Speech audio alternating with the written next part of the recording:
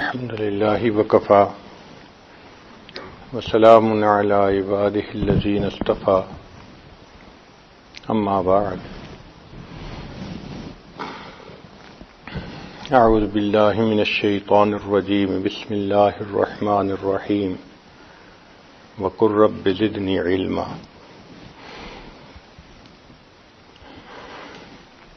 سبحان ربك رب العزة عما يصفون وسلام على المرسلين والحمد لله رب العالمين اللهم صل على سيدنا محمد وعلى آل سيدنا محمد وبارك وسلم۔ نبی علیہ الصلوۃ والسلام کا ارشاد گرامی ہے، العلم نور، علم ایک نور ہے، ایک روشنی ہے۔ جس سینے میں علم آتا ہے اس سینے کو علم منور کر دیتا ہے، اس لیے عالم کو عابد کے اوپر فضیلت حاصل ہے۔ ابو درداء رضی اللہ عنہ فرماتے ہیں کہ نبی اسلام نے ارشاد فرمایا، فضل العالم علی العابد کفضل القمر لیلۃ البدر علی سائر الکواکب، کہ جس طرح 14ویں رات کے چاند کو تمام ستاروں پہ فضیلت حاصل ہوتی ہے، ایک عالم کو عابد کے اوپر وہ فضیلت حاصل ہوتی ہے۔ ابو ہریرہ رضی اللہ عنہ روایت کرتے ہیں کہ نبی اسلام نے ارشاد فرمایا، فقیہ واحد اشد علی الشیطان من 1000 عابد، ایک فقیہ یعنی عالم وہ شیطان کے اوپر 1000 عبادت گزاروں سے زیادہ بھاری ہوتا ہے۔ سیدنا ابو ہریرہ رضی اللہ عنہ فرماتے ہیں کہ من یرد اللہ بہ خیر یفقہہ فی الدین، اللہ تعالیٰ جس کے ساتھ خیر کا ارادہ فرماتا ہے اس کو دین کی سمجھ عطا فرما دیتا ہے۔ انس رضی اللہ تعالیٰ عنہ نبی علیہ السلام کی خدمت میں تقریباً 10 سال رہے۔ وہ کہتے ہیں کہ نبی علیہ السلام نے ارشاد فرمایا کہ ان مثل العلماء فی الارض کمثل النجوم فی السماء، کہ جس طرح زمین والوں کے نزدیک آسمان پہ ستارے چمکتے ہیں، آسمان والوں کے نزدیک زمین کے اوپر علماء کے گھر اس طرح چمکتے ہیں۔ آسمان کی زینت ستاروں سے ہے، زمین کی زینت پرہیزگاروں سے ہے۔ ابو درداء رضی اللہ عنہ فرماتے ہیں کہ نبی اسلام نے ارشاد فرمایا، انہ یستغفر للعالم کل شیء حتی الحیتان فی جوف البحر، عالم کے لیے ہر چیز استغفار کرتی ہے، حتیٰ کہ پانی کے اندر مچھلیاں بھی اس کے لیے استغفار کرتی ہیں۔ صفوان رضی اللہ عنہ روایت کرتے ہیں کہ نبی اسلام نے ارشاد فرمایا کہ جب کوئی طالب علم کی طلب میں اپنے گھر سے نکلتا ہے تو فرشتوں کو اتنا پیار آتا ہے کہ وہ محبت کی وجہ سے اس کے پاؤں کے نیچے اپنے پر بچھاتے ہیں۔ ما من رجل خرج من بیتہ لیطلب العلم الا وضعت له الملائکۃ اجنحتها رضا لما یصنع، وہ خوش ہوتے ہیں کتنے عظیم مقصد کے لیے یہ اپنے گھر سے نکلا، پر بچھاتے ہیں۔ آپ نے دنیا میں سنا ہوگا نا، اے باد صبا کچھ تو ہی بتا، مہمان جو آنے والے ہیں، کلیاں نہ بچھانا راہوں میں، ہم پلکیں بچھانے والے۔ تو جہاں محبت ہوتی ہے وہاں پلکیں بچھانے کو جی چاہتا ہے۔ اس کی پریکٹیکل اگزامپل فرشتوں نے دے دی کہ جب کوئی نبی علیہ الصلوۃ والسلام کی اس وراثت کو حاصل کرنے کے لیے نکلتا ہے، فرشتوں کو اتنا پیار آتا ہے کہ اس کے پاؤں کے نیچے پر بچھاتے ہیں۔ ہم نے دنیا میں دیکھا ہے، بہت معزز مہمان آئے، کوئی ڈگنیٹریز آئیں تو ریڈ کارپٹ بچھایا جاتا ہے۔ اللہ تعالیٰ فرشتوں کے پروں کا کارپٹ بچھا دیتے ہیں۔ یہ اللہ رب العزت کے ہاں مقام ہے علم حاصل کرنے کا۔ ابو ہریرہ رضی اللہ عنہ روایت کرتے ہیں کہ نبی اسلام نے ارشاد فرمایا، من سلک طریقا لیطلب فیہ علما سہل اللہ طریقا الی الجنہ، کہ جو شخص علم حاصل کرنے کے لیے راستے میں نکلتا ہے اللہ تعالیٰ اس کے لیے جنت کی طرف جانے کا راستہ آسان فرما دیتے ہیں۔ ایک اور روایت ہے کہ نبی السلام نے ارشاد فرمایا من کان فی طلب العلم کانت الجنت فی طلبہ، جو شخص علم کی طلب میں ہوتا ہے جنت اس شخص کی طلب میں ہوتی ہے، وش کرتی ہے کہ یہ بندہ کب میرے اندر آئے گا۔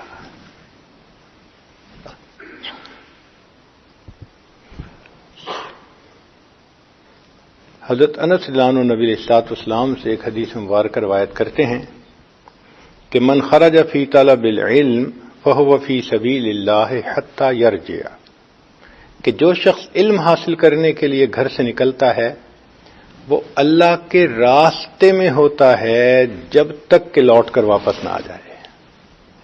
ابھی تک تو ہم نے یہی سنا کہ جو دعوت اللہ کے لیے نکلتا ہے وہ اللہ کے راستے میں ہوتا ہے، جو علم کی طلب کے لیے نکلے وہ بھی اللہ کے راستے میں۔ اور یہ نبی علیہ الصلوۃ والسلام کی زبان فیض ترجمان سے نکلی ہوئی بات ہے کہ فَهُوَ فِي سَبِيلِ اللَّهِ حَتَّى يَرْجِعَ۔ اس کا مطلب یہ کہ طالب علم پڑھنے کے باوجود جو وقت گزارتا ہے وہ بھی اللہ کے راستے میں گزرتا ہے، کھانا پینا بیٹھنا بات چیت کرنا، جیسے معتکف کو ہر وقت ثواب مل رہا ہوتا ہے بھلے اور کوئی عبادت کرے نہ کرے، اسی طرح طالب علم کو علم کی طلب میں نکلنے پر 24 گھنٹے ثواب مل رہا ہوتا ہے۔ اس لیے علم کے لیے انسان اپنے گھر سے نکلے تو دل کے اندر ایک خوشی ہو، بلکہ یوں سمجھیے کہ جیسے دلہا اپنی برات کے ساتھ خوشی سے چلتا ہے، علم حاصل کرنے والے طالب علم کو اپنے گھر سے اس خوشی کے ساتھ نکلنا چاہیے۔ سیدنا عثمان غنی اللہ عنہ فرماتے ہیں کہ یشفع یوم القیامت ثلاثۃ الانبیاء ثم العلماء ثم الشہداء، قیامت کے دن انبیاء بھی شفاعت کریں گے، علماء بھی کریں گے، شہداء بھی کریں گے۔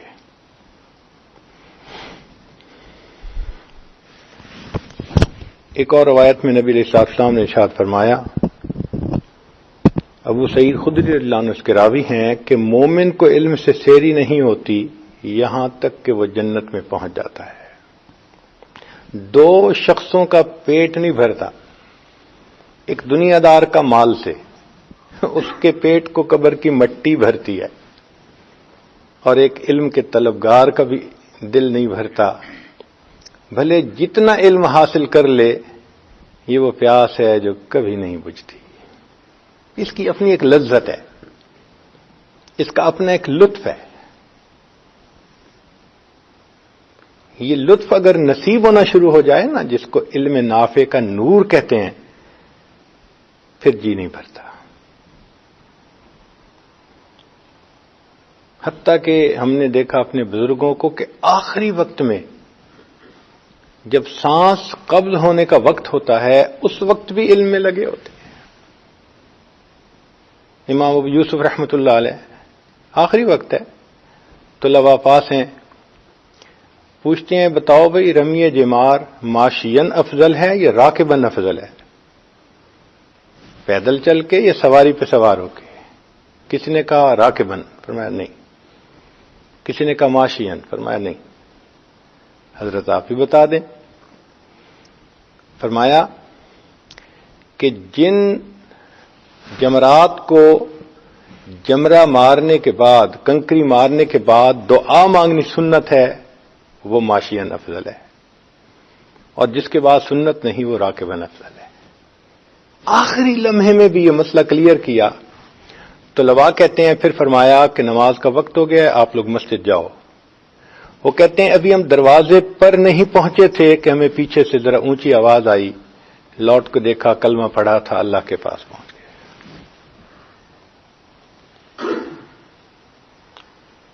دارالعلوم دیوبند کے شیخ الحدیث حضرت مولانا مفتی حبیب الرحمان رحمۃ اللہ، آخری وقت میں جب ان کو دیکھا گیا تو ان کے ہاتھ میں ایک استفتاح تھا اور وہ ہاتھوں سے گرا سینے پہ پڑا تھا، اس حالت میں ان کی روح قبض ہو گئی تھی۔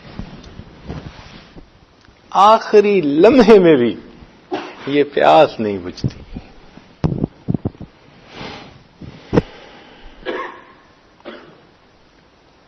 چنانچہ نبی علیہ الصلوۃ والسلام جب تشریف لائے مدینہ طیبہ میں تو اسلام کا سب سے پہلا مدرسہ مسجد نبوی میں بنا۔ اس کا نام مدرسہ نہیں تھا، لیکن کام مدرسے والا تھا۔ اس میں بیرونی طلباء بھی تھے جو مہاجرین کہلاتے تھے، اور ڈے اسکالر بھی تھے جو انصار کہلاتے تھے۔ ان مہاجرین کی تعداد کم و بیش 70 تھی، سب فقراء تھے، کیونکہ اپنا سب کچھ مکہ مکرمہ چھوڑ کے آ گئے تھے دین کی خاطر۔ فرماتے ہیں کہ ہمارے جسم پہ پورے کپڑے بھی نہیں ہوتے تھے، پھٹے ہوئے ہوتے تھے، اور نبی علیہ الصلوۃ والسلام سے ہمیں حیا آتی تھی، ہم ایک دوسرے کے پیچھے چھپتے تھے کہ میرے بازو پہ، میرے کھلی کمر، کندھے پہ نبی علیہ السلام کی مبارک نگاہیں نہ پڑ جائیں۔ اور کھانے پینے کے لیے توکلاً علی اللہ، نہ مطبخ تھا نہ کوئی طباخ تھا، اللہ تعالیٰ دے دیتے تھے تو کھا لیتے تھے، ورنہ فاقہ ہوتا تھا۔ اور فاقہ بھی کتنا کہ اس مدرسے کے ایک طالب علم تھے سیدنا ابو ہریرہ رضی اللہ عنہ، وہ فرماتے ہیں کہ مجھے بھوک اتنی ہوتی تھی کہ مجھے دورہ پڑتا تھا، لوگ سمجھتے تھے مرگی کا دورہ ہے، حالانکہ وہ بھوک ہوتی تھی۔ فرماتے ہیں کہ ایک رات میں نے سوچا کہ اب بھوک برداشت سے باہر ہے، تو میں مسجد نبی کے دروازے پر آ کر بیٹھ گیا عشاء کے بعد کہ دیکھیں کوئی دوست آئے گا اور دعوت دے گا۔ عمر لانو آئے، سلام کر کے گھر چلے گئے۔ میں سمجھ گیا ان کے گھر میں کچھ نہیں ہوگا۔ پھر سیدنا صدیق اکبر لانو آئے، سلام کر کے چلے گئے۔ میں سمجھ گیا ان کے بھی گھر میں کچھ نہیں ہوگا۔ پھر اللہ کے حبیب صلی اللہ علیہ وسلم تشریف لائے، پوچھا ابو ہریرہ کیوں بیٹھے ہو؟ الجو، اللہ کے حبیب صلی اللہ علیہ وسلم بھوک ہے، تمہیں آؤ میرے ساتھ۔ جب گھر تشریف لے گئے تو پوچھوایا کوئی کھانے کی چیز ہے؟ اللہ کے حبیب صلی اللہ علیہ وسلم ایک پیالہ دودھ ہے۔ فرماتے ہیں میں سوچنے لگا کہ چلو ایک پیالے سے کچھ تو طبیعت کو سہارا مل جائے گا۔ جب پیالہ دودھ آیا تو نبی علیہ الصلوۃ والسلام نے فرمایا ابو ہریرہ جاؤ اور باقی بھی اصحاب صفہ کو بلاؤ۔ تعمیل حکم میں چل پڑا، مگر میں سوچ رہا تھا ایک پیالہ دودھ ہے اور اتنے لوگ ہیں، اور عجیب بات کہ جو بلانے جاتا ہے عام طور پہ پلانے کے لیے اسی کو کہتے ہیں، اور اس کی باری بعد میں آتی ہے۔ الفاضل للقاسم، تقسیم کرنے والے کے لیے بچا ہوا ہوتا ہے۔ چنانچہ میں سب کو بلا کے لے آیا۔ نبی السلام نے واقعی ایسے ہی فرمایا ابو ہریرہ ان کو پلاؤ۔ ایک نے پیا، دوسرے نے، حتیٰ کہ جتنے صحابہ تھے سب نے پیا، اور دودھ ویسا کا ویسا۔ پھر نبی علیہ السلام نے میری طرف مسکرا کے دیکھا، فرمایا ابو ہریرہ پی۔ میں نے پیا، حتیٰ شبعت، میرا پیٹ بھر گیا۔ نبی علیہ السلام نے پھر مسکرا کے دیکھا، فرمایا ابو ہریرہ اور پی۔ میں نے اور پیا، حتیٰ کہ مجھ سے پیا نہیں جاتا تھا۔ نبی السلام نے مسکرا کے فرمایا اور پی۔ میں نے کہا اللہ کے حبیب صلی اللہ علیہ وسلم اب نہیں پیا جاتا۔ اب اس دودھ کو نبی علیہ الصلوۃ والسلام نے خود نوش فرمایا، تب وہ دودھ ختم ہوا۔ یہ وہ طلباء تھے جن پر یوں اللہ رب العزت کی طرف سے برکتیں اترا کرتی تھی، اور اللہ کو ان طلباء سے اتنا پیار تھا، سبحان اللہ، ایک ایک طالب علم سے۔ چنانچہ اس مدرسے کے ایک طالب علم تھے کعب رضی اللہ تعالیٰ عنہ۔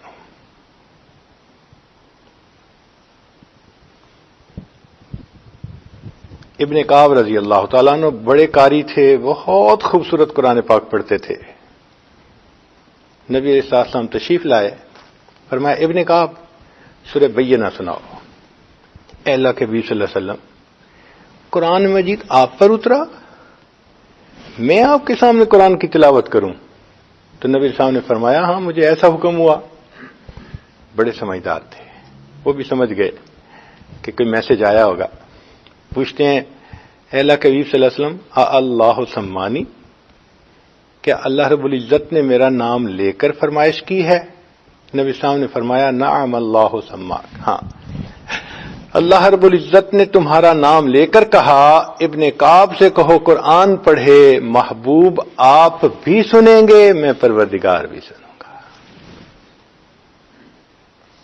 جن کے قرآن پڑھنے کی فرمائشیں آسمان سے آیا کرتی تھیں، یہ وہ چنے ہوئے حضرات تھے۔ ویسے بھی دین کا علم پڑھنے والا جو بھی ہوتا ہے وہ چنا ہوا ہوتا ہے۔ اللہ تعالیٰ قرآن مجید میں فرماتے ہیں ثم اورثنا الکتاب، پھر ہم نے کتاب کا وارث بنا دیا اپنے بندوں میں سے ان کو، الذین اصطفینا من عبادنا، جو ہمارے بندوں میں سے چنے ہوئے بندے تھے۔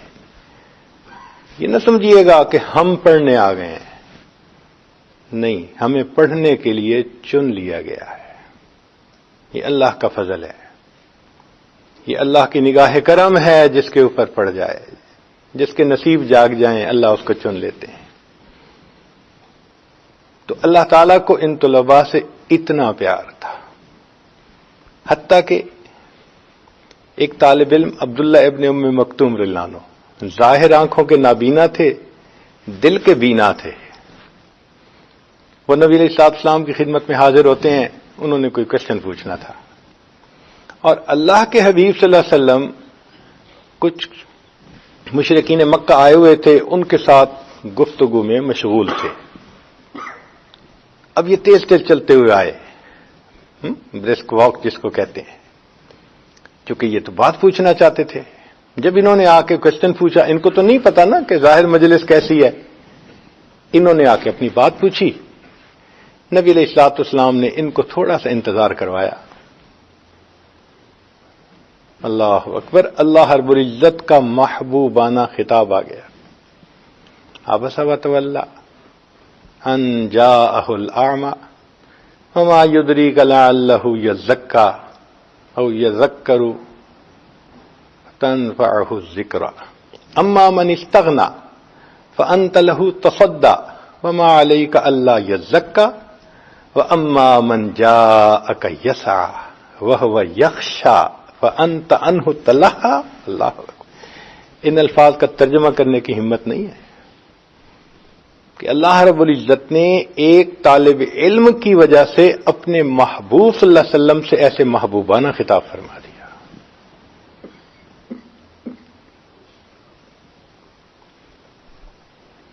تو اللہ رب العزت کو ان طلباء سے پیار تھا۔ ہر مدرسے میں کورس ہوتا ہے، تو بھئی ان طلباء کا کورس کیا تھا؟ اللہ کا قرآن، اللہ کا فرمان، قرآن اترتا تھا، نزل علی قلبک، نبی علیہ السلام کے قلب مبارک پر، اور پھر نبی علیہ السلام اس کو ایکسپلین کرتے تھے، لتبین للناس ما نزل الیہم، یہ کورس تھا ان کا۔ ہر مدرسے کے ٹائمنگز ہوتے ہیں، صبح 8 سے لے کے شام اتنے بجے تک۔ یہ وہ مدرسہ تھا جس کے ٹائمنگز تھے 24 گھنٹے۔ جس وقت بھی اللہ کے حبیب صلی اللہ علیہ وسلم مسجد میں تشریف لاتے، آپ ان طلباء کو سکھایا کرتے تھے۔ نبی علیہ السلام تہجد کے وقت مسجد میں تشریف لاتے ہیں، صدیق اکبر عنہ کو دیکھا کہ تہجد کی نماز پڑھ رہے ہیں اور بہت خفی انداز سے قرات کر رہے ہیں، اور سیدنا عمر رضی اللہ تعالیٰ عنہ مدرج جہر سے قرات کر رہے ہیں۔ جب دونوں نے نماز پڑھ لی تو حاضر خدمت ہوئے، پوچھا ابو بکر اتنا آہستہ کیوں پڑھ رہے تھے؟ اے اللہ کے حبیب صلی اللہ علیہ وسلم، میں اس ذات کو سنا رہا تھا جو سینوں کے بھید جانتی ہے، مجھے اونچا پڑھنے کی کیا ضرورت تھی؟ اچھا عمر، تم اتنا اونچا کیوں پڑھ رہے تھے؟ اے اللہ کے حبیب صلی اللہ علیہ وسلم، میں شیطان کو بھگا رہا تھا، سوتوں کو جگا رہا تھا۔ پھر نبی علیہ السلام نے دونوں کی اصلاح فرمائی، ابو بکر تھوڑا سا جہر کر لیا کرو، اور عمر تھوڑا آواز کو پست کر لیا کرو، جو میڈیم آواز ہے وہ زیادہ۔ رات کے وقت بھی طلباء کو سمجھایا جا رہا ہے، 24 گھنٹے ٹائمنگز تھے۔ اور ان طلباء سے اللہ کو اتنا پیار تھا کہ اللہ تعالیٰ اپنے محبوب صلی اللہ علیہ وسلم کو حکم فرماتے ہیں کہ ان کے پاس جا کر بیٹھیے، قرآن مجید کی آیت پڑھیے طلباء کی شان دیکھنی ہو، اللہ فرماتے ہیں وَاصْبِرْ نَفْسَكَ، اپنے آپ کو صبر دیجئے، اپنے آپ کو بٹھائیے۔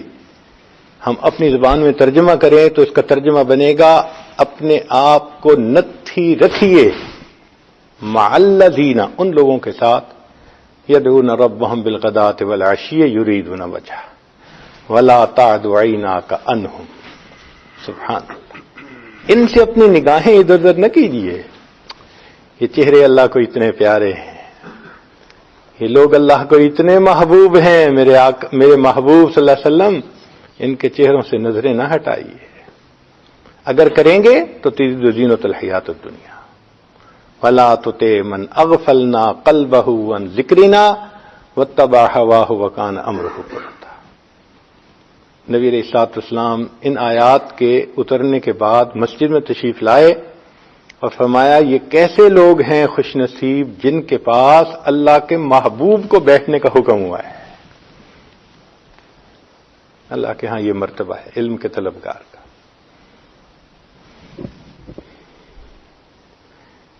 اب ہر مدرسے میں امتحان ہوتا ہے، ممتحن ہوتے ہیں۔ اس مدرسے میں بھی امتحان ہوا، جی بالکل اس مدرسے میں بھی امتحان ہوا۔ کیسے؟ کہ ان کے ممتحن تھے اللہ رب العزت، ہوتا ہے نا ایکسٹرنل، تو اللہ رب العزت نے امتحان لیا۔ بھئی کس پیپر کا امتحان لیا؟ تقویٰ کے پیپر کا امتحان لیا۔ تو پھر کیا ہوا؟ اللہ نے نتیجہ بھی ان کا اعلان کر کے نکال دیا، فرمایا اولئک الذین امتحن اللہ قلوبہم للتقوی، ان کا امتحان اللہ نے لیا، ان کے دلوں کا، اور پیپر کا نام تقوی تھا۔ پھر یہ کامیاب ہو گئے؟ فرمایا ہاں، وَأَلْزَمَهُمْ كَلِمَةَ التَّقْوَى وَكَانُوا أَحَقَّ بِهَا وَأَهْلَهَا۔ یہ میرے محبوب کے شاگرد تھے نا، ان کو یہی بات سجتی تھی کہ یہ تقوی کے اوپر جمے رہتے۔ اللہ جب کوئی پیپر میں پاس ہوتا ہے تو انعام ملتا ہے، فرمایا ہاں ان کو میں نے یہ انعام دیا، رضی اللہ عنہم ورضوا عنہ، یہ اللہ سے راضی، اللہ ان سے راضی۔ حدیث مبارکہ میں نبی علیہ الصلوۃ والسلام نے اصحاب صفہ کو ایک مرتبہ دیکھا، بھوک پیاس، کپڑے بھی اس طرح سادہ سے، تو نبی صاحب نے فرمایا اے اصحاب صفہ، قیامت تک جو تمہارے اس طرز کے اوپر چلتا رہے گا، اللہ تعالیٰ قیامت کے دن اس کو تمہارے ساتھ حشر میں کھڑا فرما دے۔ یہ مدرسہ، یہ اصحاب صفہ والے مدرسے کی ایک شاخ ہے۔ ہر مدرسہ جو دنیا میں ہے وہ ایک شاخ ہے۔ نبی علیہ السلام کا مدرسۃ البنات بھی تھا، اور جو اس میں رہائشی بنات تھیں وہ امہات المومنین کہلاتی ہیں، اور باقی جو ہیں وہ آتی تھیں اور علم حاصل کرتی تھیں۔ جتنے مدارس دنیا میں ہیں یہ اس جامعہ صفہ کی شاخیں ہیں، اور آپ حضرات کو یہ سعادت کہ آپ ان کے روحانی بیٹے ہیں، ان کے ساتھ نسبت ہے آپ کو۔ چنانچہ ہمارے اکابرین نے علم حاصل کرنے کے لیے خوب قربانیاں دی، مشقتیں اٹھائیں۔ آج تو آسانی کا دور ہے نا، پہلے وقتوں میں تو سفر کرنے پڑتے تھے۔ عبداللہ ابن مبارک رحمۃ اللہ علیہ فرماتے ہیں کہ میں نے 1000 اساتذہ سے حدیث کا علم حاصل کیا، 1000 اساتذہ سے۔ امام بخاری رحمۃ اللہ علیہ خود فرماتے ہیں کہ میں حدیث کا علم پانے کے لیے اتنی مرتبہ بخارا سے کوفہ گیا کہ مجھے تعداد بھی یاد نہیں ہے، اس لیے کہ کوفہ فقہا اور محدثین کا مسکن تھا۔ 4000 محدثین گزرے، 400 فقہا گزرے ہیں کوفہ میں۔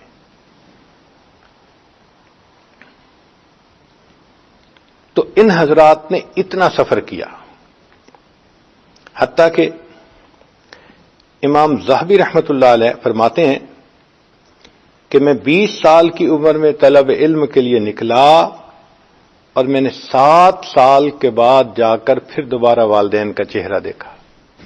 7 سال تک واپس ہی نہیں آئے. آپ حضرات تو آتے ہیں تو 2 مہینے 4 مہینے 6 مہینے، مہینوں کی بات ہے نا. کئی سال تک ماں باپ کا چہرہ نہیں دیکھ پاتے تھے. واجد بستامی رحمۃ اللہ علیہ کا واقعہ ہے. بچپن میں یتیم ہو گئے تھے تو والدہ نے ان کو مدرسے میں داخل کر دیا. یہ مہینہ کے قریب مدرسہ میں رہے، پھر دل اداس ہوا والدہ سے، تو استاد سے کہا کہ مجھے والدہ کو ملنے جانا ہے. اس نے کہا بھئی یہ سبق یاد کر کے سناؤ، ویکینڈ پہ اجازت دے دیں گے. استاد کے نزدیک وہ سبق بہت زیادہ تھا، مگر انہوں نے محنت کر کے یاد کر کے سنا دیا. اب یہ واپس آئے، دروازہ کھٹکھٹایا، ماما جیسے بچے کہتے ہیں. والدہ وضو کر رہی تھی. وہ پہچان گئی میرا بیٹا آیا ہے. اگر میں نے دروازہ کھول دیا تو پھر اس کو گھر آنے کی عادت پڑ جائے گی، پھر علم طلب کرنا حاصل کرنا مشکل ہوگا. تو والدہ دروازے پہ آ کے پوچھتی ہے من انت، کون ہے تو؟ کہنے لگے با یزید. فرمانے لگی ایک میرا بھی با یزید ہے، میں نے تو اسے اللہ کے لیے وقف کر دیا، مدرسے چھوڑ کے آ گئی، تو کون با یزید ہے؟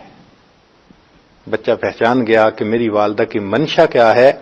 لوٹ کر واپس مدرسے آئے اور اس وقت مدرسے سے دوبارہ گھر گئے جب با یزید بستامی بن چکے تھے. زندگیاں لگا دیتے تھے اس علم کی طلب میں.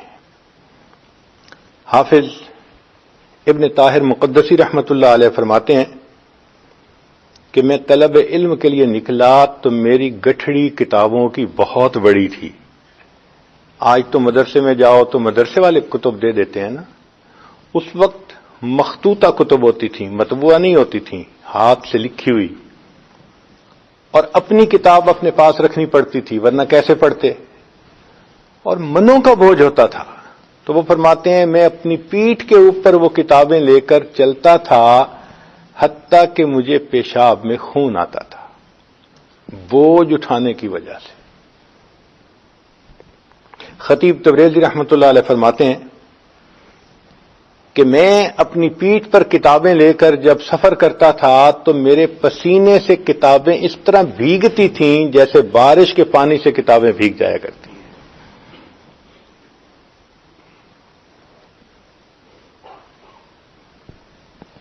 امام احمد بن حنبل رحمۃ اللہ علیہ اپنے زمانے طالب علمی میں بہت غربت کے حال میں تھے. فرماتے ہیں کہ مجھ سے بھوک برداشت نہیں ہوتی تھی، کیونکہ اس زمانے میں یہ نہیں تھا کہ بھئی طالب علم آیا ہے استاد اس کو کھانا کھلائے گا. نہیں، آنے والے طالب علم اپنے کھانے کا خود انتظام کر کے آتے تھے. فرماتے ہیں کہ فاقہ ہوتا تھا تو میں نے اس کا حل یہ نکالا کہ جب استاد کا درس ختم ہوتا تو جس جگہ پر لوگ اونٹ سواری کرائے پر لے کر سفر کرتے تھے، بس اسٹیشن جیسے ہوتا ہے، تو اونٹ کا ایک اڈا بنا ہوا تھا. میں وہاں آتا تھا اور میں لوگوں کو کہتا تھا کہ اگر تمہارا بوجھ زیادہ ہے تو میں اٹھا کے اونٹ پہ رکھ دیتا ہوں یا اونٹ سے اتار دیتا ہوں، مجھے اس کی مزدوری مل جاتی تھی. کون جانتا تھا یہ بوجھ لادنے والا اور بوجھ اتارنے والا بچہ آنے والے وقت میں امت کا امام بنے گا. فرماتے ہیں میری اس مشقت کو دیکھ کے ایک دوست تھا، اس نے مجھے کہا کہ میں تجھے اپنے ساتھ کھانے میں شریک کر لیتا ہوں. میں نے کہا نہیں، میری ضمیر گوارا نہیں کرتا. پھر اس نے کہا اچھا تو ایسے کرو کہ میرے لیے کوئی کتاب لکھ کے دے دو، نقل کر کے دے دو. فرمایا اس پر میں تیار ہو گیا. پھر میں اس کی کتاب لکھا کرتا تھا اور یعنی کتابت کے اوپر وہ مجھے کچھ پیسے دیتا تھا جس سے کہ میں روٹی کا انتظام کر لیتا تھا. امام شافعی رحمۃ اللہ علیہ ابھی بچپن میں یتیم ہو گئے تھے. عجیب بات ہے، اس دنیا میں یتیم ہی در یتیم بنے ہیں. واقعی جس کا کوئی نہیں ہوتا اس کا خدا ہوتا ہے. لوگ سمجھتے ہیں یہ تو یتیم ہے، اس کا کون ہے؟ وہ نہیں جانتے جس کا کوئی نہیں ہوتا پھر اس کا خدا ہوتا ہے. فرماتے ہیں کہ میرے پاس کاغذ نہیں ہوتے تھے کہ میں اپنے نوٹس اس کے اوپر لکھوں، تو میں جانوروں کی ہڈیاں تلاش کرتا تھا. اونٹ کی ہڈیاں بڑی بڑی ہوتی ہیں، اور ان کو میں دھو کے صاف کر کے خشک کرتا تھا دھوپ کے اوپر. جب خشک ہو جاتی تھیں تو ان کے اوپر میں نوٹس لکھتا تھا اور ان کو گھر کے کونے میں ڈال دیتا تھا. یہ میرے نوٹس ہوتے تھے جانوروں کی ہڈیوں پہ لکھی ہوئی. کون جانتا تھا یہ ہڈیاں ڈھونڈنے والا بچہ آنے والے وقت کا امام بنے گا. مشقتیں اٹھائیں.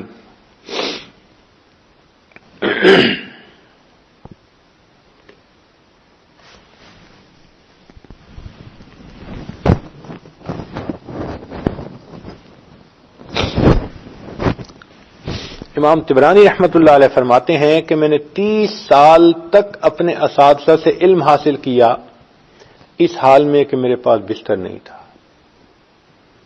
میں سردی بھی بغیر بستر کے گزارتا تھا، گرمی بھی بغیر بستر. تو بھئی سردی میں کرتے کیا تھے؟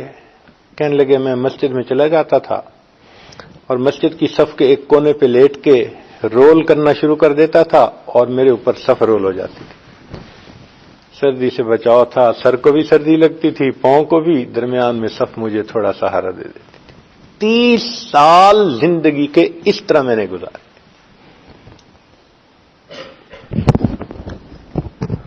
ابن تیمیہ رحمۃ اللہ علیہ کو ایک مرتبہ حاکم وقت نے جیل بھیج دیا. ایک ہفتہ گزرا تو حاکم کے دفتر میں، دربار میں ایک لڑکا آیا. اٹھتی جوانی تھی، چہرے پہ عجیب اس کے نور تھا، معصومیت تھی، اور وہ زارو قطار رو رہا تھا. اس کو زارو قطار روتا دیکھ کر جو بھی حاضرین محفل تھے، ہر بندے کا دل چاہتا تھا کہ یہ جو فریاد لایا ہے اس کو پورا کر دیا جائے. تو حاکم وقت نے یہی کہا کہ اے نوجوان رو نہیں، تو جو فریاد لایا ہے میں پوری کروں گا. تو اس نے اپنے آنسو پوچھے اور کہا میں یہ فریاد لے کے آیا ہوں کہ آپ مجھے جیل بھیج دیں. جیل بھیج دیں؟ جی ہاں، آپ مجھے جیل بھیج دیں. کیوں؟ اس لیے کہ آپ نے میرے استاد کو 1 ہفتے سے جیل بھیج دیا، میرا سبق قضا ہو رہا ہے، مجھے بھی جیل بھیجیے، میں جیل کی مشقتیں برداشت کر لوں گا، اپنے استاد سے وہاں سبق تو پڑھ لیا کروں گا. تاریخ رقم کر دی.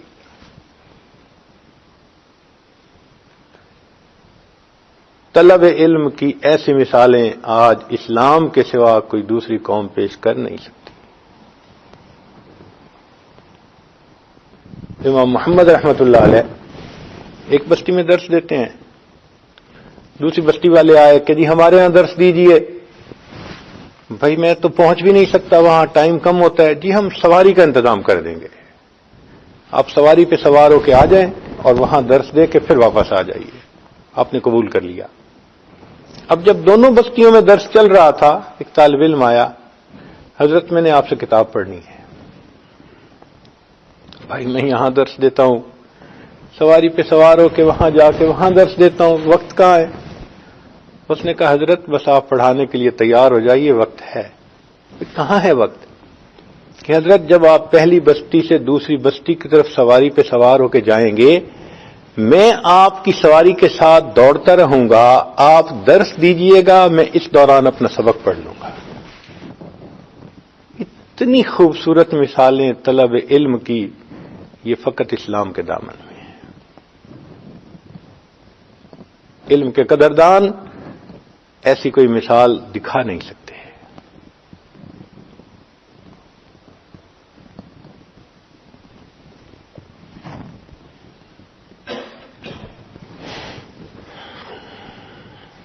شاہ عبد القادر رحمۃ اللہ علیہ فرماتے ہیں کہ میں دارالعلوم پہنچا ایسے وقت میں کہ جب داخلے مکمل ہو چکے تھے. استاد نے مجھے کہا کہ ہم تو آپ کو داخلہ نہیں دے سکتے. میں نے پوچھا حضرت کیوں؟ انہوں نے کہا بھائی دارالعلوم دیوبند میں ابتدا میں کوئی مطبخ نہیں ہے کہ کھانا بنائیں اور طلباء کو دیں.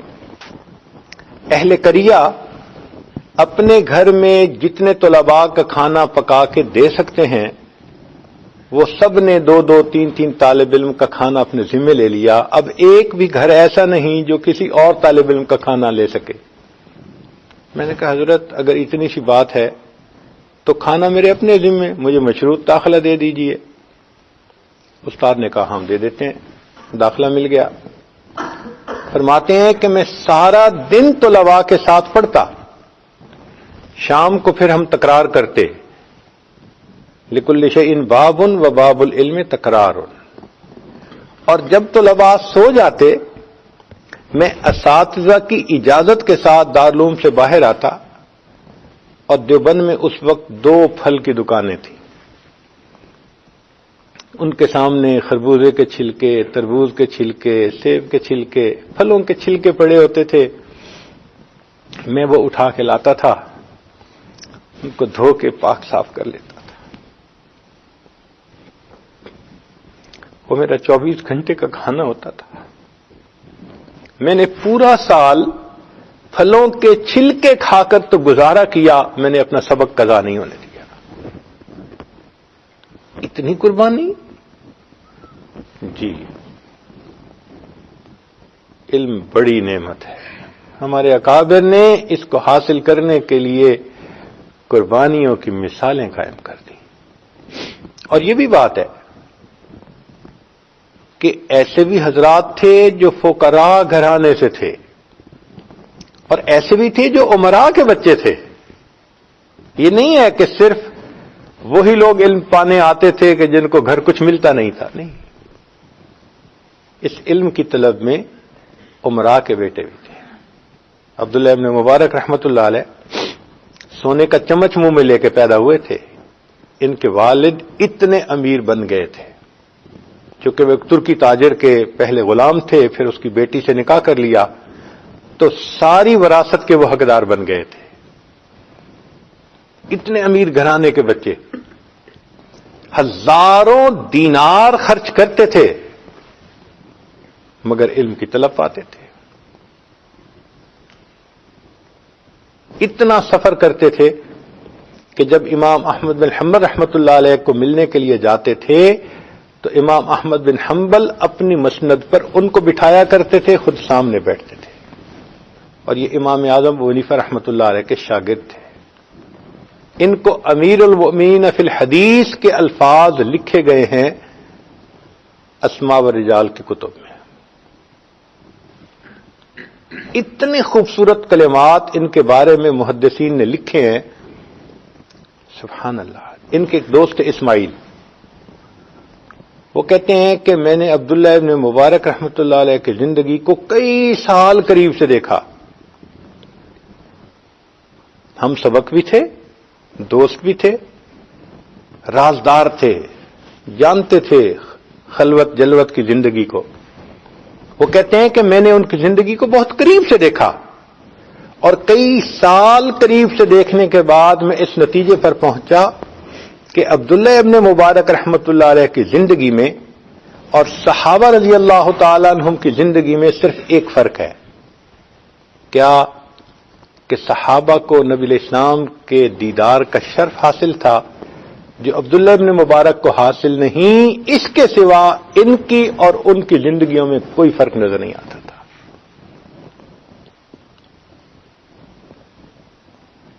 باپ کتنا امیر تھا اور بیٹے نے علم کی طلب میں اور علم کو حاصل کرنے میں پھر دیکھو کیا کمال کر دکھایا.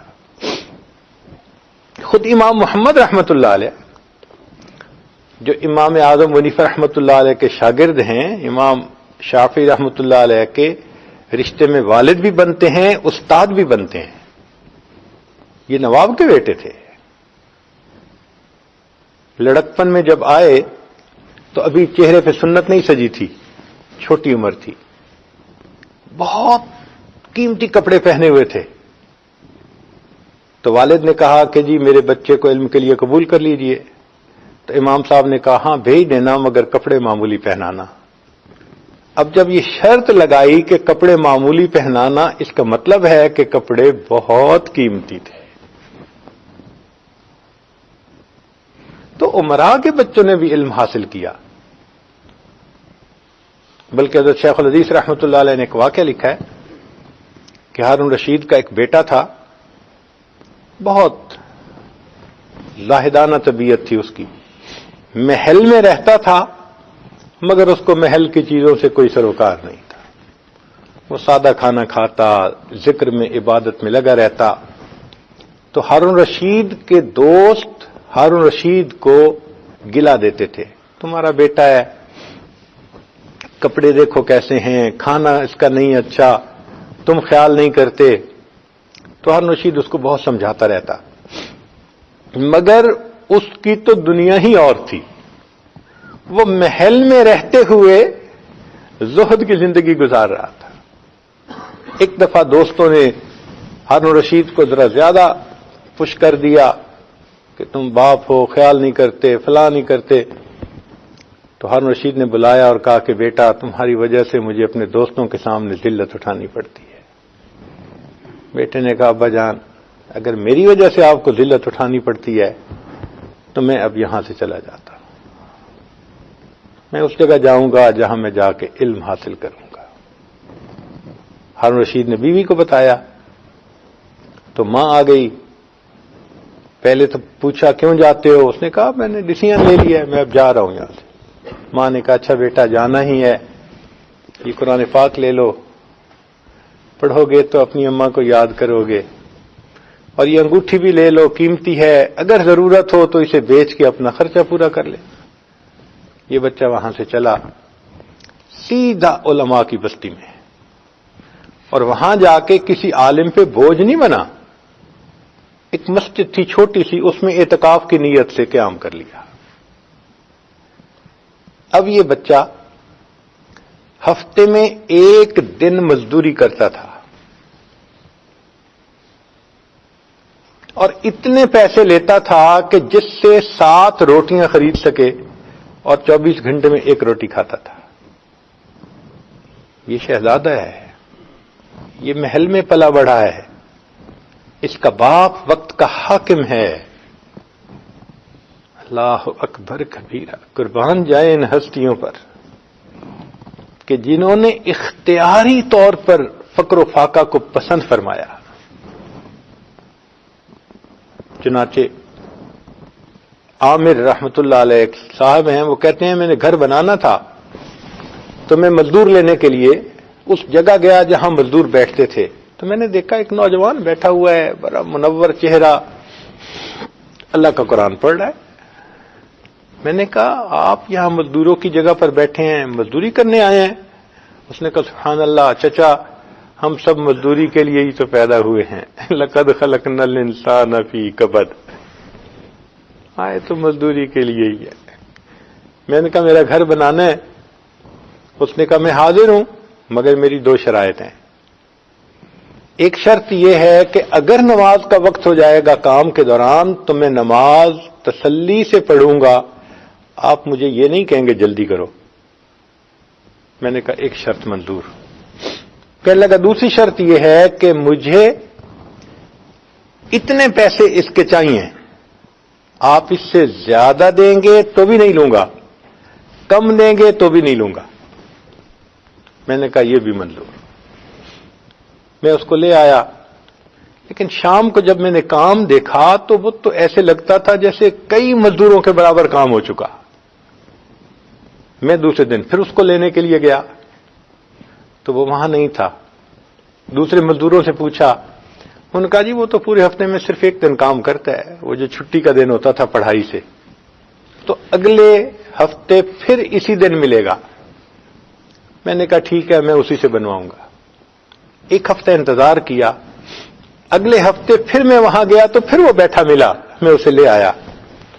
کہتے ہیں اب میں اس کو دیکھنے لگا کہ اس نے ایک ہو کر اتنے لوگوں کے برابر کام کیسے کر لیا۔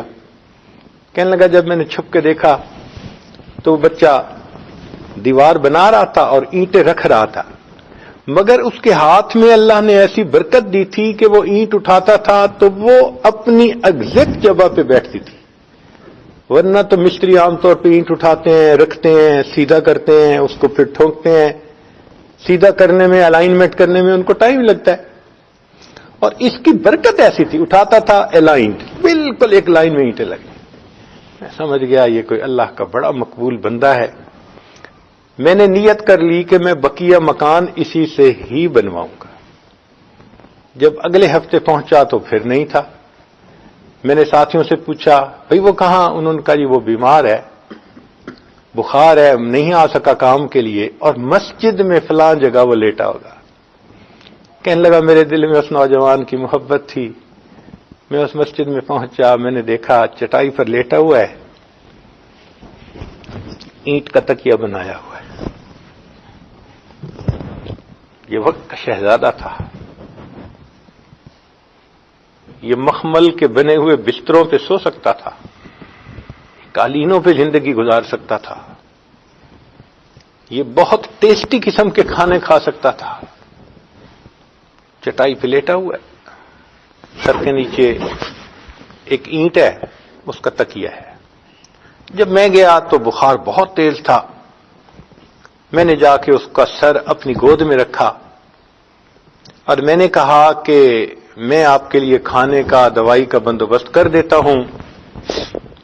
آنکھیں کھولی، اس نے کہا انکل اب میرا جانے کا وقت قریب آ گیا، بس آپ مجھے کفنا دینا، دفنا دینا، اور میری یہ امانت ہے، یہ امانت آپ جا کے ہارون رشید کو دے دینا. تو اس نے وہ قرآن مجید اور انگوٹھی مجھے دے دی. وہ کہتے ہیں میں اس وقت بھی نہ سمجھا کہ یہ کیوں کہہ رہا ہے. میں نے کہا بہت اچھا. اتنے میں اس کی روح پرواز کر گئی. جب اس کو دفن کرنے کے بعد میں فارغ ہوا، اب میرے ذہن میں بات آئی، اوہو وہ بادشاہ کے ایک بیٹے کے بارے میں جو باتیں سنتے تھے کہ وہ تو بڑا زاہد ہے، عبادت گزار ہے، کہیں وہ تو نہیں. تو اب مجھے اور زیادہ اشتیاق ہوا اس بات کو معلوم کرنے کا. کہتے ہیں کہ میں شہر پہنچا، ہارون رشید نے جانا تھا، لوگ اس کو دیکھنے کے لیے آئے ہوئے تھے، بھیڑ تھی. میں بھی ذرا آگے گیا. ہارون رشید کی جب سواری گزرنے لگی تو میں نے اس کو وہ انگوٹھی دور سے دکھائی. تو ہارون رشید نے پولیس والے کو کہا کہ اس کو میرے پاس محل میں بلاؤ. مجھے بلا لیا گیا. جب میں اس کے پاس گھر میں داخل ہونے لگا تو پولیس والے نے کہا کہ بادشاہ سلامت اس وقت بہت غمزدہ ہیں، آپ جا رہے ہو تو کوئی ایسی بات نہ کرنا کہ ان کا غم بڑھ جائے. ہم یہاں 3 باتیں کرنی ہو تو 2 ہی کرنا. کہنے لگے میں جب گیا تو ہارون رشید نے مجھے دیکھ کر کہا اے دوست، معلوم ہوتا ہے تو میرا غم بڑھانے آ گیا ہے. میں نے اس کو وہ دونوں چیزیں دکھائیں اور اس کو واقعہ سنایا نوجوان کا. تو ہارون رشید کی آنکھوں میں آنسو آ گئے. میرا بیٹا تو اپنے باپ سے زیادہ ذہین نکلا، تو اپنے باپ سے زیادہ سمجھدار نکلا. تیرا لائف سپین چھوٹا تھا تو عبادت میں گزار کے زندگی چلا گیا، اور تیرا والد سفید بال ہونے کے باوجود ابھی تک دنیا کی حقیقت کو نہ سمجھا. تو امراء کے گھرانوں کے بچے بھی علم طلب کرنے کے لیے قربانیاں دیتے تھے، اور بعض اوقات تو ایسی قربانیاں کہ انسان حیران ہو. چنانچہ امام ابو علی بلخی رحمۃ اللہ علیہ فرماتے ہیں کہ میرے پاس کھانے کو کچھ نہیں ہوتا تھا تو میں نان بائی کی دکان کے پاس جا کے بیٹھ جاتا تھا، جہاں تنور لگا ہوتا تھا نا، روٹیاں پکتی تھیں. میں وہاں جا کے کتاب پڑھتا تھا. جب روٹی پکتی تھی تو اس کی مہک آتی تھی، اور روٹی کی مہک سے میں اپنے دل کو سہارا دے لیتا تھا. 3 دوست تھے، ابو شیخ رحمت اللہ علیہ، ابن المقری اور طبرانی رحمت اللہ علیہ. تینوں مسجد نبوی میں علم حاصل کرتے تھے. وہ فرماتے ہیں کہ ہمارے پاس جو کھانا تھا وہ ختم ہو گیا. پہلا دن بھی ہم روزے سے رہے، پھر دوسرا دن بھی، پھر تیسرا دن بھی. تیسرے دن ہمت جواب دے گئی تو میرے 2 ساتھیوں نے کہا کہ بھئی ہم سے تو اب برداشت نہیں ہوتی، ہم گھر واپس جاتے ہیں. میں وہیں رہا، مگر بھوک سے نڈھال میں مسجد نبوی میں بیٹھا ہوا تھا. اچانک میرے دل میں خیال آیا، طبرانی تم مسجد نبوی میں علم پڑھتے ہو، تم نبی علیہ السلام کے مہمان ہو، تم میزبان کو جا کے بتاؤ نا کہ تمہیں بھوک لگی ہے۔ وہ کہتے ہیں یہ خیال آنے کے بعد میں مواجہ شریف پہ حاضر ہوا اور میں نے نبی علیہ السلام کی خدمت میں سلام عرض کیا، اور سلام عرض کرنے کے بعد میں نے اتنا کہا یا رسول اللہ الجوع، اتنے الفاظ کہے۔ کہتے ہیں اس کے بعد میں جب مسجد سے باہر نکلا تو میں نے دیکھا کہ ایک عربی سر کے اوپر اس نے سالن اٹھایا ہوا ہے، ہاتھ میں روٹیوں کی گٹھڑی پکڑی ہوئی ہے اور میرا نام لے کر پکار رہا ہے۔ میں نے کہا میرا نام آپ کیسے لے رہے ہیں؟ اس نے کہا میں مسجد نبوی کا بالکل پڑوسی ہوں، ایک دیوار ہے، اور میں دوپہر کو قیلولہ کر رہا تھا کہ مجھے خواب میں نبی علیہ الصلوۃ والسلام کی زیارت نصیب ہوئی۔ مجھے فرمایا میرا ایک مہمان ہے، بھوکا ہے، اسے کھانا پہنچاؤ۔ میری آنکھ کھلی تو میں نے دیکھا کہ میری بیوی نے ابھی ابھی ہنڈیا اتاری تھی، روٹیاں پکی تھیں، تو میں نے اسے کہا اپنے لیے اور کھانا بنا لینا، میں نبی علیہ السلام کے مہمان کو کھانا دینے کے لیے چلا ہوں، اور میں مسجد کے دروازے پر آ کر آپ کا نام پکارنے لگ گیا۔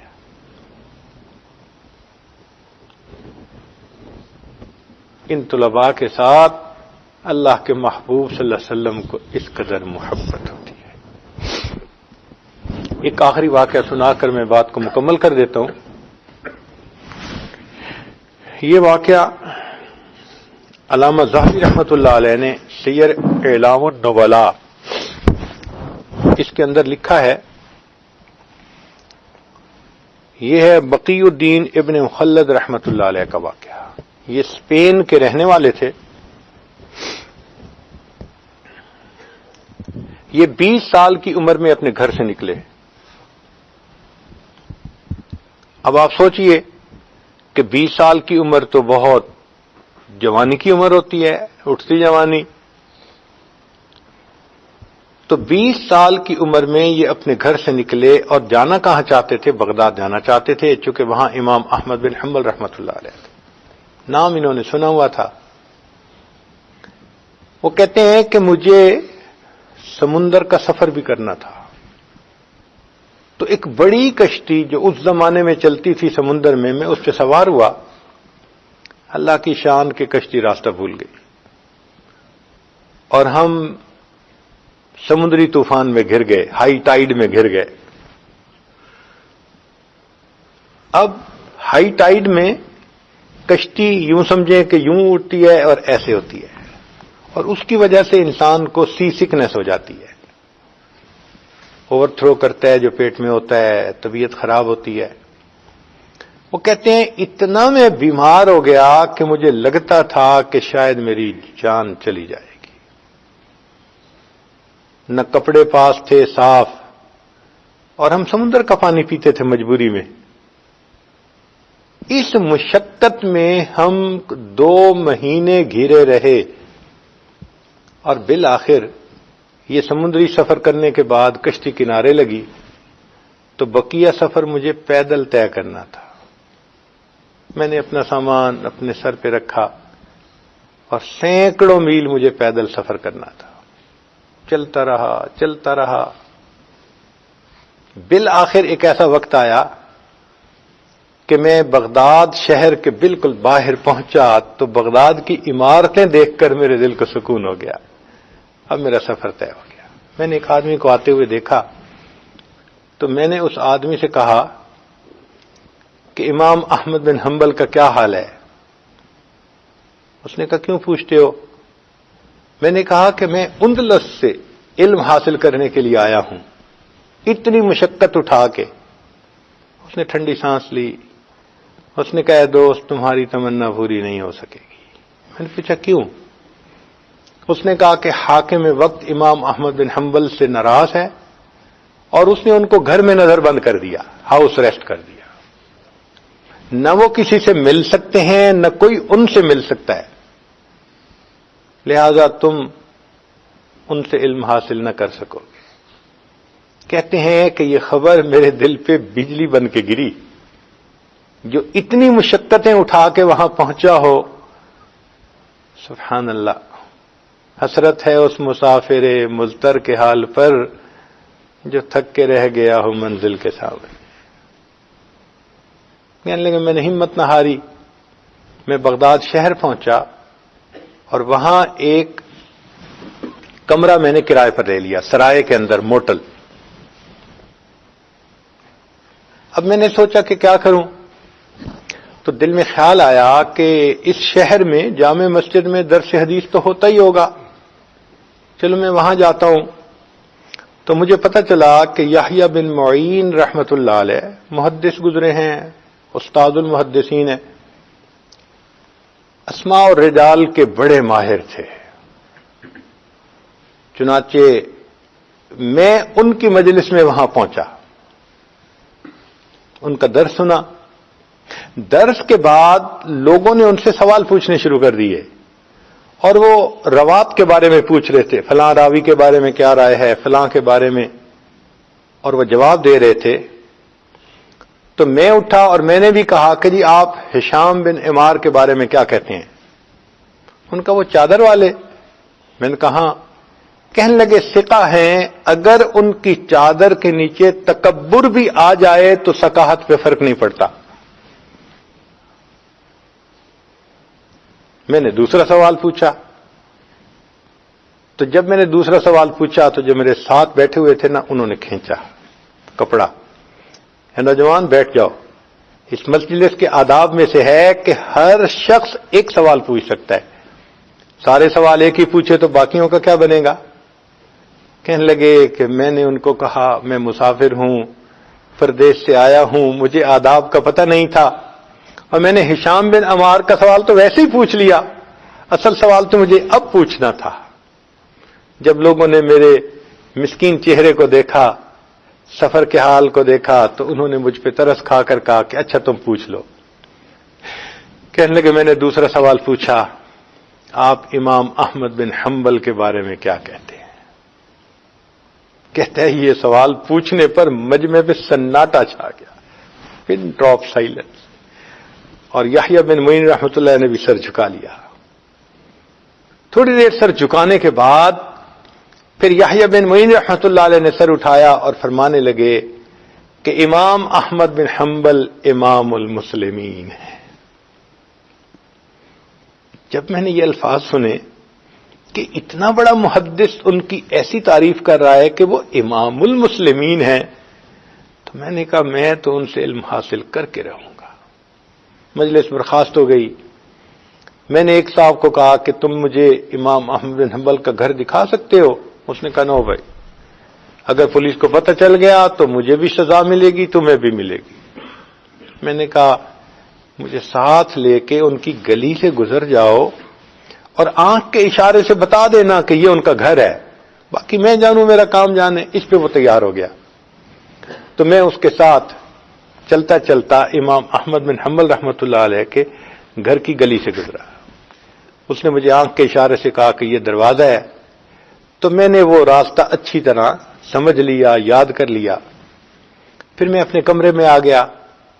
ساری رات میں سوچتا رہا کہ اب میں امام احمد بن حنبل سے کیسے علم حاصل کر سکتا ہوں. سبحان اللہ, 20 سال کی عمر ہے. یہ تو شہوات کی عمر ہوتی ہے, خواہشات کی عمر ہوتی ہے. شیطانیت 20 سال کے نوجوان پہ اکثر و بیشتر غالب ہوتی ہے. مگر یہ کیسا نوجوان ہے, اتنا لمبا سفر کر کے اب رات کو فکر مند ہے کہ میں امام احمد بن حنبل سے علم حاصل کریں. کہنے لگے میرے ذہن میں ایک تجویز آئی. میں صبح اٹھا تو میں نے اپنے گھٹنے کے اوپر ایک کپڑا باندھ لیا, جیسے کوئی زخم ہوتا ہے تو اس کے اوپر کچھ باندھ دیتے ہیں. اور کپڑے تو معمولی تھے ہی صحیح. ایک ہاتھ میں نے ایک لاٹھی سی پکڑ لی اور ایک کشکول دوسرے ہاتھ میں پکڑ لیا, جیسے بھیک مانگنے والا سائل ہوتا ہے. سرائے سے باہر نکلا اور میں نے بازار میں چلنا شروع کر دیا اور میں کہہ رہا تھا اجرکم علی اللہ, اجرکم علی اللہ. اس زمانے میں جو سائل ہوتا تھا وہ پیسے نہیں مانگتا تھا, اتنا کہتا تھا اجرکم علی اللہ. لوگ سمجھتے تھے کوئی روٹی کا ٹکڑا ڈال دیتا تھا, کوئی پیسے دے دیتا تھا. کہنے لگے میں بھکاری بن گیا اور سارا دن میں بھیک مانگتا رہا. کچھ لوگوں کی سوالیہ نظریں ہوتی کہ میرا چہرہ جوانوں والا تھا، اور کچھ مجھے دیکھتے کہ اس نے پٹی باندھی ہوئی ہے تو شاید کوئی ہینڈی کیپڈ ہو یا مسئلہ ہو.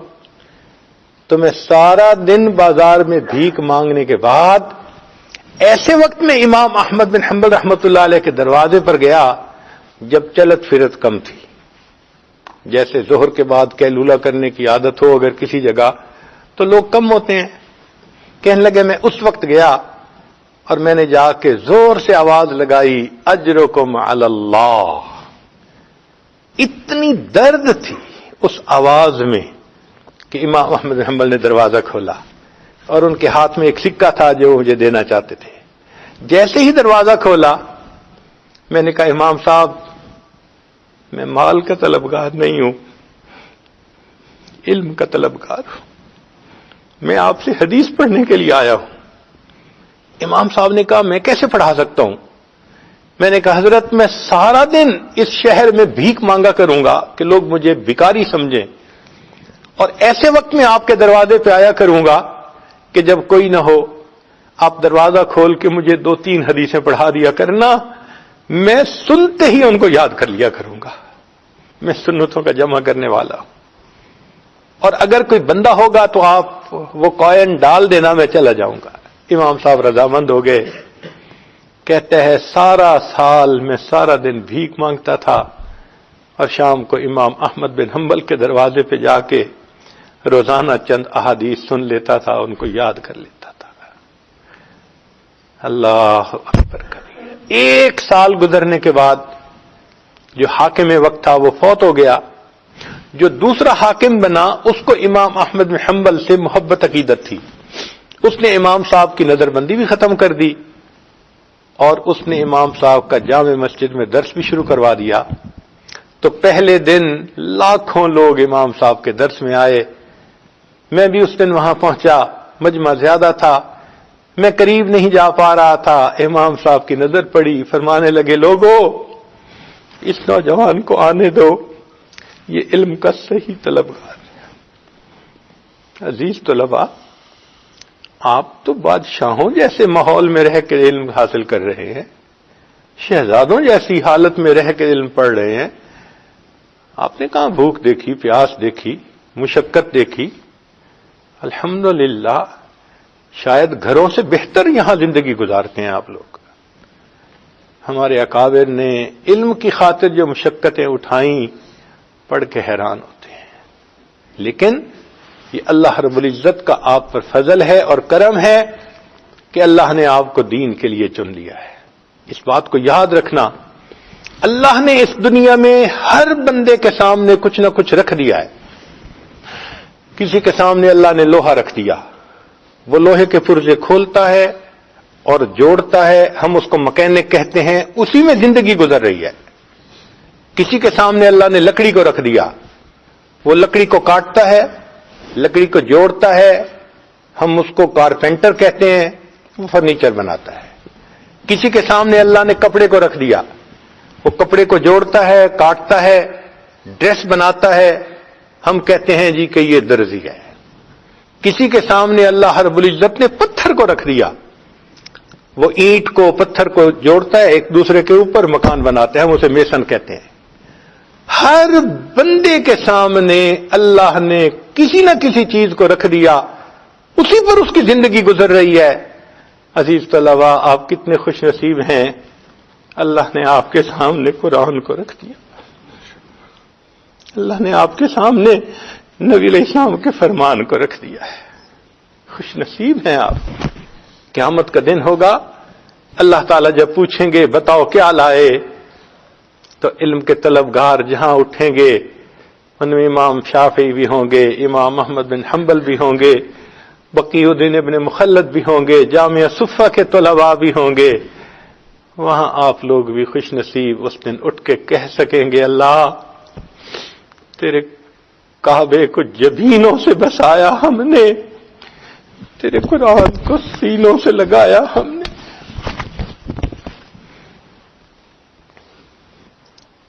کوئی چھوٹی سعادت نہیں ہے، بہت بڑی سعادت ہے. اللہ رب العزت آپ حضرات کا یہاں آنا دین کا علم حاصل کرنا قبول فرمائے۔ اللہ اس ادارے کو دن دگنی رات چوگنی ترقی نصیب فرمائے اور اس کا فیض اللہ تعالیٰ دنیا کے کونے کونے میں پہنچائے۔ وآخر دعوانا ان الحمد للہ رب العالمین۔